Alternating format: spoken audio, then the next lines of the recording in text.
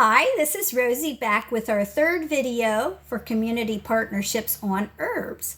And today we're going to do one on making pesto, herbal oils, and herbal butters. And so we're going to get started right away. This morning, before the sun was up too strong on them, I already went out and I picked them. I always try to pick them because the oils actually are better if you pick them before the hot sun is on it. So I've already done that.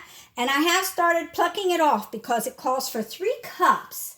My pesto recipe calls for 3 cups, and it would take a long time. So I'm just showing you what I do. If I have some seed pods on the end, I take them off. I don't use them. I did not wash it today because we had a nice rain. They were nice and clean. I just turned them upside down and gave them a good shake to make sure I had nothing on it. And so after I get 3 cups and put it in here, and you press it down so that you have a good 3 cups. You can see it's almost full. Then my recipe calls for a 1/2 cup of oil.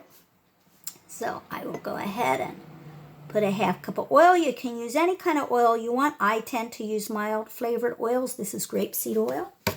And I do kind of tuck it down at the sides because you will see that sometimes when you're doing this, it's harder to pulse because there's a lot of leaves in here. And then it also calls for garlic, 2 cloves of fresh garlic. I am using dried garlic today, so I'm just going to use a skimpy teaspoon and put it in there. And it calls for 1/2 teaspoon of lemon juice. So I'm going to go ahead and put my 1/2 teaspoon of lemon juice in there. And if you get a little bit more, that's okay. I like it in it.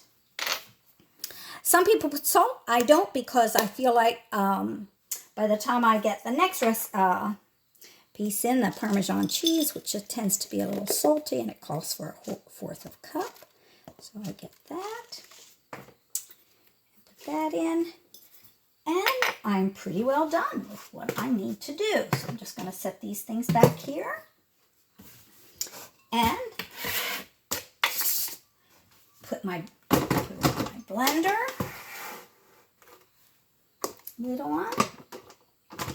And it says to use pulse, which I do. I have low pulse. And, well, it would help if I plug it in. Okay, so we've plugged it in, turned it on, and I have a low pulse, which I start with just to get it going. And as you can see, you're going to have to press things down and keep going like that. And it'll take a while just because it's ready for that. And we aren't going to have time today to get it all done. The one thing I'll say is some people like it a little chunky. Some people like it very fine. I like mine kind of liquidy. I don't like a lot of the leaf look in it. I like to have it done pretty fine. And you just keep doing that. And we probably won't finish all this to see the end product just because it would take forever. But you can see how very, very loud too. So you would just keep doing that. Sometimes I add a little bit more oil. I don't mind a little bit more oil to get it going. I do not add water or anything like that. Add a little bit of oil in my pulse, and you just keep doing it until you would have it all finely chopped. And when it's all finely chopped, you can actually pour it right into your jar, put your lid on, and you're ready to go. When I'm going to serve it, I get that. I freeze mine a lot. Now, I'll use fresh, but I freeze a lot because I make it all at one time. When I get it out of the freezer, I do add slivered almonds that I have toasted. I always like them toasted. They taste much better. And I would add them to my dish. I make pasta most often with my pesto. Some people love pizza. Some people love it with chicken dishes. Some people love it with on popcorn. Some people like it different ways. But I like it best as a pasta dish, and I make a lot of pesto with the pasta dish like that. So that's how you go ahead and do your pesto. I'm just going to wipe this a little bit here. And I'm sorry I couldn't finally chop it all, but that would take a long, long time. But you can see what to do. So I'm done with the pesto. That's all you have to do. It's really not hard. So we're going to go ahead with oil.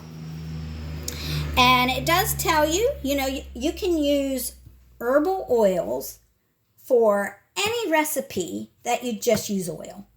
My favorite is rosemary and chives. So I have my rosemary and my chives in here. And I like to make that together. I could make it separate, but I like to make it together because that I just love when I'm pan frying potatoes. Oh, it is just, or even baking them. Sometimes I bake my potatoes. That is just delicious, the rosemary and chives. So the recipe says that you don't need very much. I use a bottle that is easy for me to pour oil out of. And you don't need a lot of rosemary. Rosemary is rather strong. Actually, chives is too, but I would get out the amount that I want. I actually like a little bit more chives. Rosemary, I'm smelling it right now. And it says to crush it up with a rolling pin. If you see a lot of recipes, they'll say that. I just roll it around in my hands to get the oil started. Put it in my jar, down in there. I always do trim the ends off just because I don't want anything. I make sure that it'll fit in my jar. There's a little bit of water on the bottom.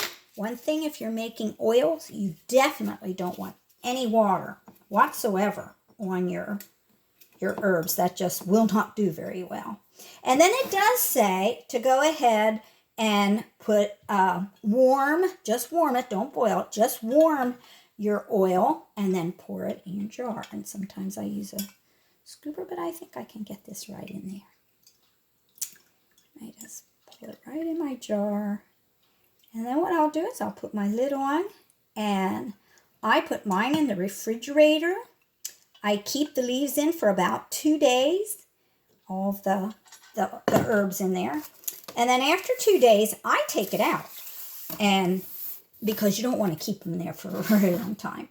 But it's pretty nice and rich by that time. So there you go. Now I leave it cool. I do leave it cool before I put it in there. But it's beautiful. People love to make these for gifts. It makes a gorgeous gift. I do not like to keep those in, but if I'm giving it for a gift and make it fresh, I do because it looks so pretty. Put a little ribbon on the top and you've got a very pretty gift. And I love the chives and rosemary oil on my potatoes. You can make all kinds. I make an oregano oil and I put that on my beef dishes. It's really good too.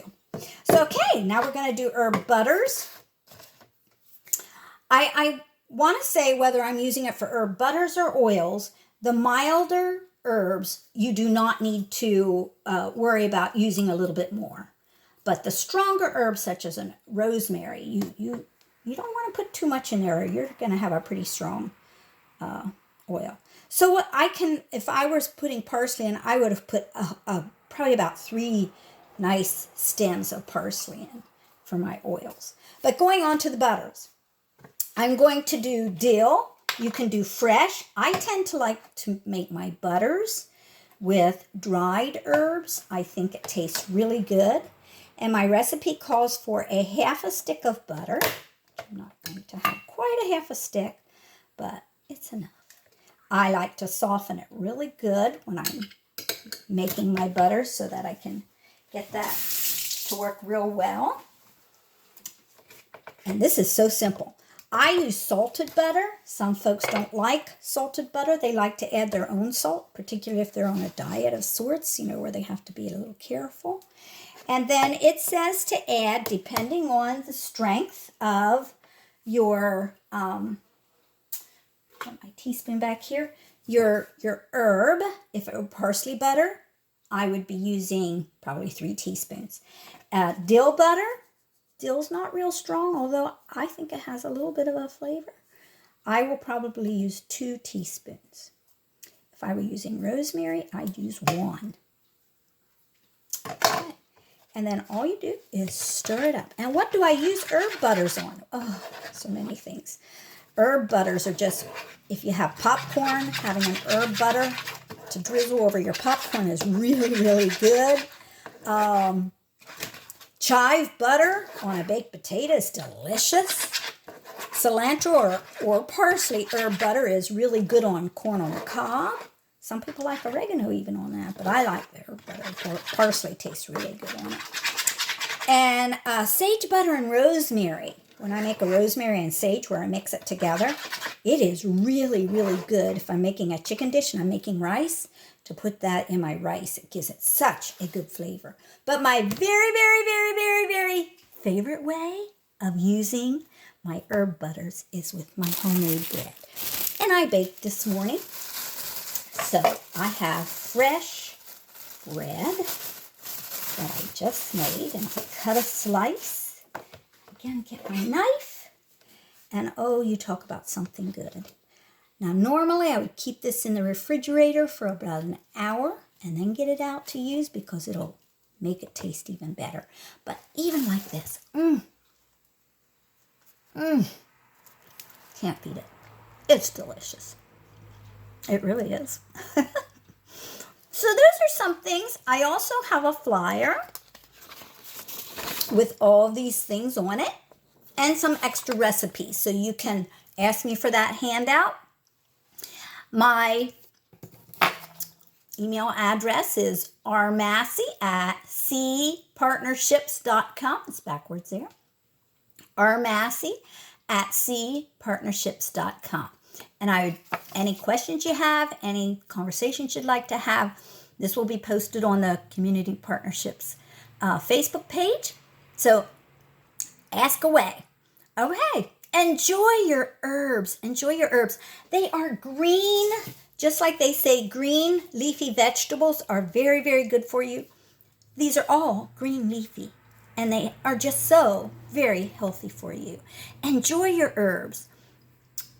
And this is our last video, and I'm not sure if we're going to do any more. We will see, and we'll let you know.